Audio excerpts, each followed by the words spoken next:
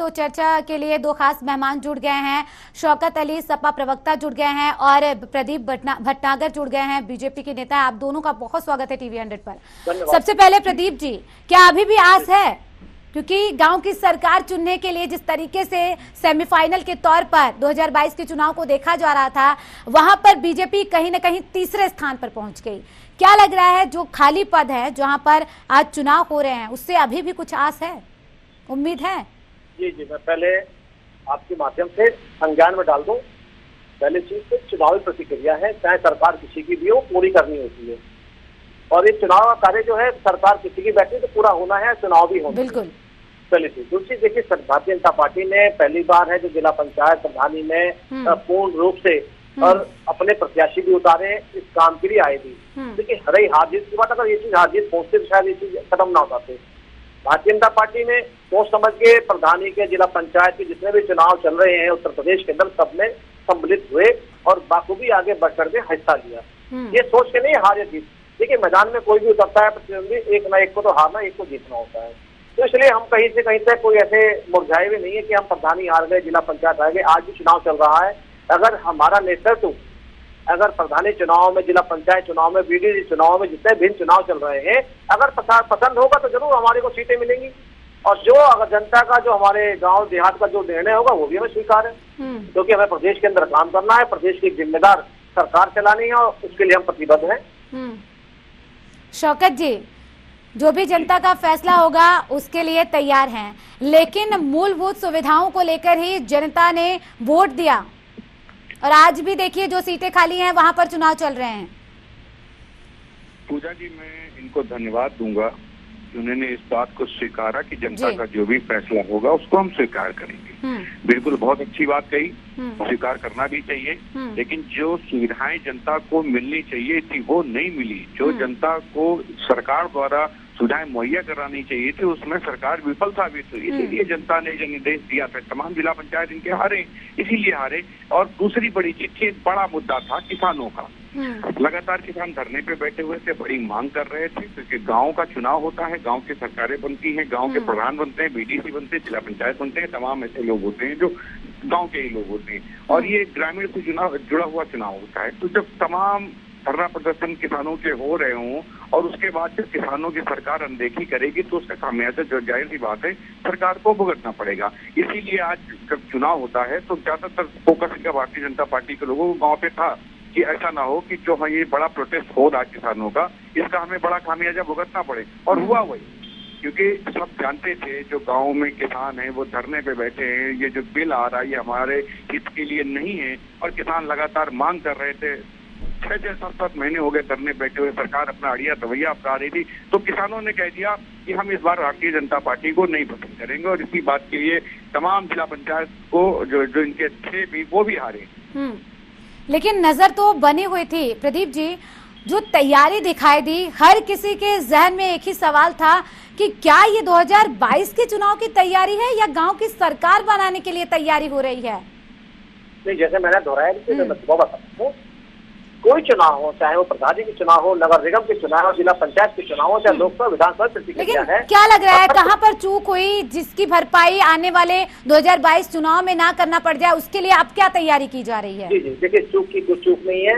ये आज जो स्वच्छ किसान आंदोलन चल रहा था, जो अब पूर्ण रूप से राजनीतिक हो चुका है।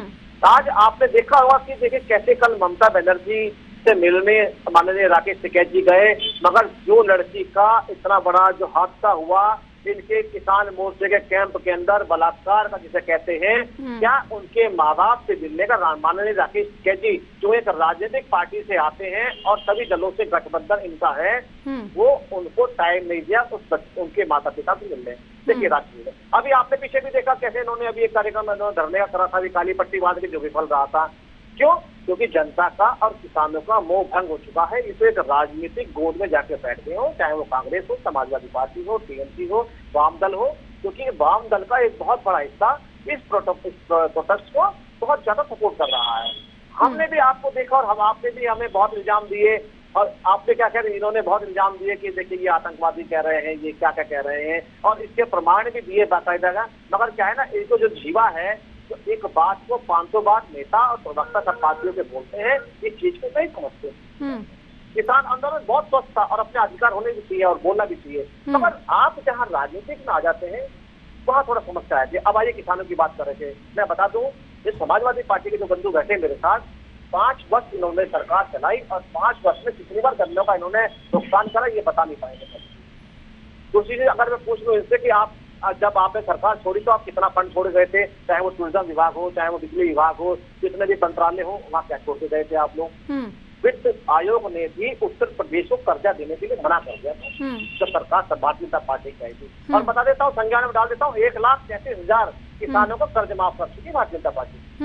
मैं ये भी आपको डाल देता हूँ और ये भी बता देता हूँ, जब से भारतीय जनता पार्टी की सरकार आई है किसानों के लिए कम से कम 25,000 सोलर ऊर्जा से चलने वाले पंप लगा दिए गए हैं, जिनको लाइट की जरूरत नहीं है, वो अपने आप सोलर चलते हैं। उत्तर प्रदेश एक ऐसा प्रदेश है जहाँ पे सौर ऊर्जा को लेकर सौर क्रांति के लिए प्रदेश के नेताओं ने, मुख्यमंत्री जी ने काम किया है।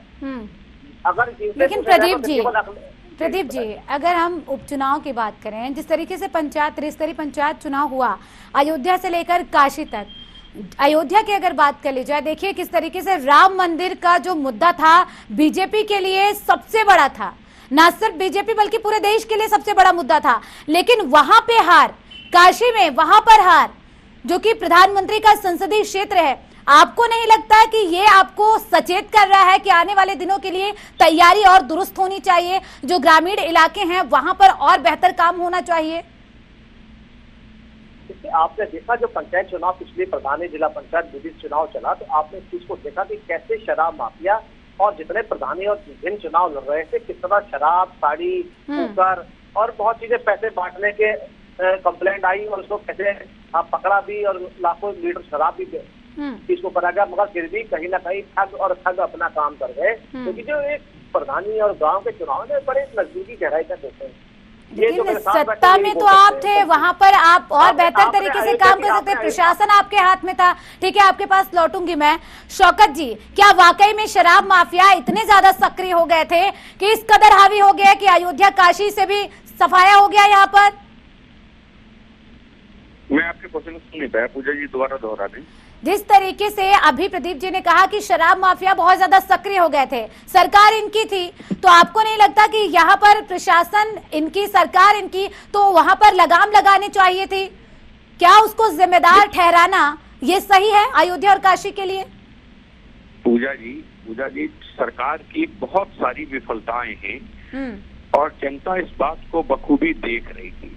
लेकिन एक पुराने लोग कहते थे अक्सर कि एक महिला थी, उनके पति जो है नकारा थे, किसी काम के नहीं थे, लेकिन जब मैके वाले घर आते थे तो वो महिला जो है अपने पति की बहुत तारीफ करने लगती थी।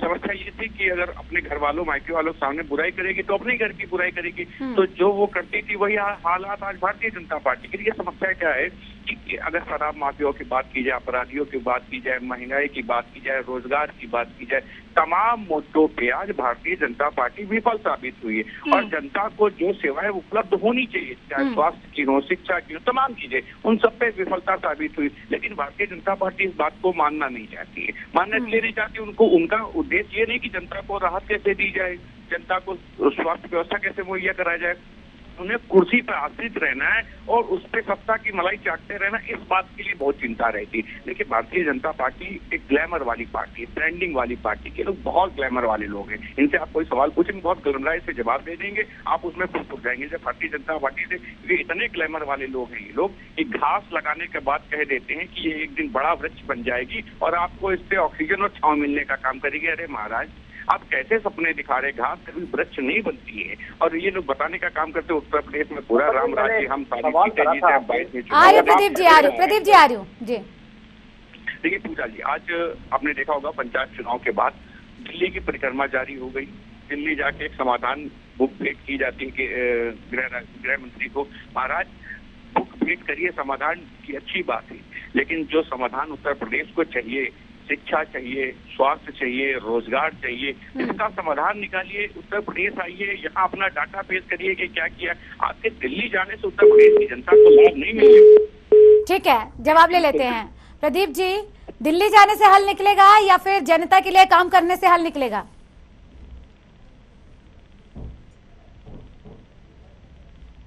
प्रदीप जी, चलिए प्रदीप जी से संपर्क टूट गया है, उनसे दोबारा संपर्क करने की कोशिश कर रहे हैं।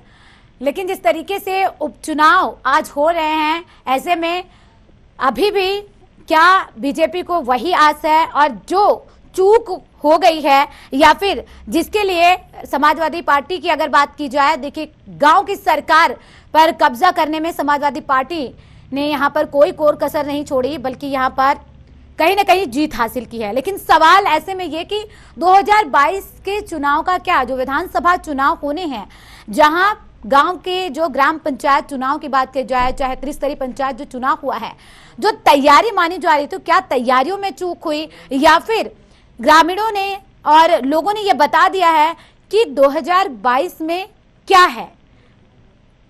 हालांकि 2022 के चुनाव को लेकर भविष्य में क्या छिपा हुआ है ये तो 2022 में ही पता चलेगा। लेकिन जिस तरीके से नतीजे सामने आए, जिस तरीके से तैयारियां पार्टियों की दिखाई दे रही थी, वो कहीं ना कहीं अब सवालों के घेरे में है कि जो तैयारी उस समय की गई थी ग्रामीणों को। चलिए, बहुत शुक्रिया आप दोनों मेहमानों का चर्चा में शामिल होने के लिए।